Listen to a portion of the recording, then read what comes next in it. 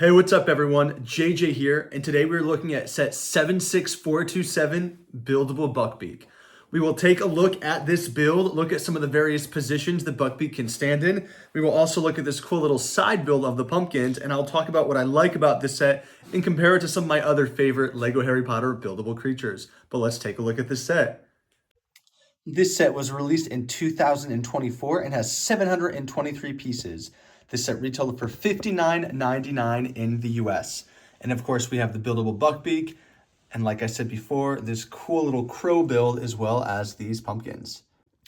Looking here at the side build, I do like the crow piece being included here. And there are two positions where you can place it kind of on this rock structure. In terms of the pumpkins, I am glad that they were included. I don't love the build, however. They don't look very round. Too many pointed edges, just based on those slope pieces they're using to create it. In terms of presentation, it does create a nice side build for when you're displaying your Buckbeak figure. Looking at the Buckbeak build, I do like the use of these multiple colors. It kind of gives the effect of feathers as well as some of those textured bricks used there at the bottom of his neck. So I do like that. Additionally, when you look at the bottom of his feet as well as the legs, there are some good jointed pieces so you can move Buckbeak into multiple different positions. That same is true for his wings on each side as well, so you're able to display him kind of standing in different ways. There are many parts of articulation for this build, which is nice. His wings here can turn pretty much 360 with that connection point, and then the wing is kind of split in half, as you can see here. And you can fold it pretty much in half as you're displaying it in different directions. Looking at the connection point on Buckbeak's legs, you can see as well, they can move around quite a lot, which is nice. And then you also have a second articulation point kind of at the halfway point. So you can kind of put some of these up as well as the feet as well. So there's 3 articulation points here for each of the 4 legs. In general, I do really like this Buckbeak build. However, I wish there was some additional detailing here on his face. Something about it seems a little bit lacking and perhaps even mechanical, which obviously is not the design they were going for, I don't think, with this build. Buckbeak's tail also has the ability to move in quite a few different directions as well, which can just increase some of the shapes you can create with his stance. And the back of the box shows a lot of the different ways Buckbeak can be positioned. And of course, my favorite is going to be this bowing position, which I'm going to try and recreate now with my Buckbeak.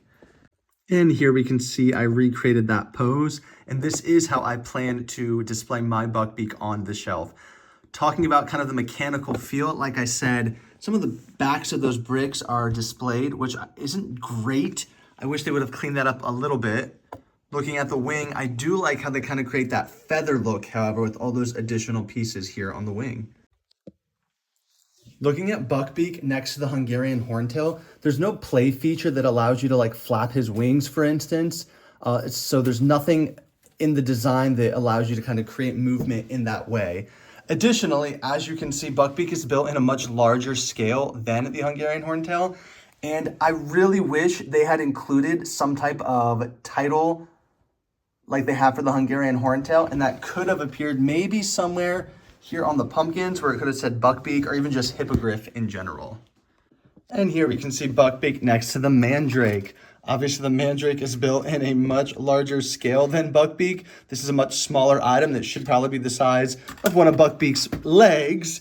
And the Mandrake also includes that title Mandrake, that little sign there on the pot, which again, we just do not see anywhere with the Buckbeak build.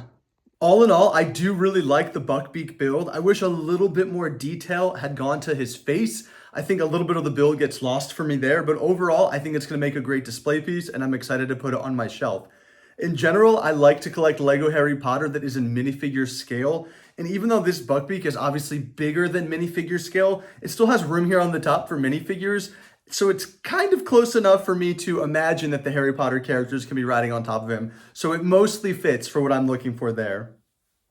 If you want to stay updated with LEGO leaks, rumors, news, and review, please hit the subscribe button down below. But I will see you on next time, and thank you so much for tuning in.